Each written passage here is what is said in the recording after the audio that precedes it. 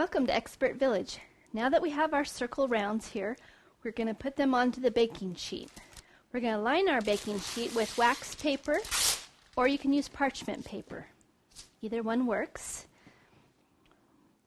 We're going to place our circles onto the baking sheet. We're going to split this stack approximately in half, and do the same for our other circle.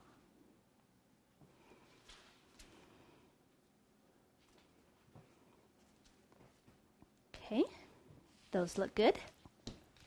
Okay, now we're going to take our apple relish and place it into heaping mounds in the center of each of our little puff pastries here. Turn that around so you can see that.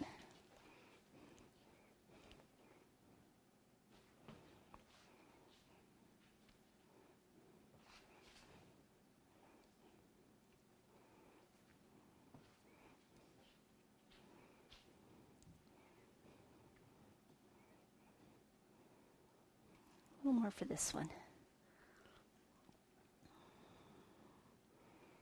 All right. Now we're going to take our 2 teaspoons sugar and sprinkle that around the edge of the puff pastry.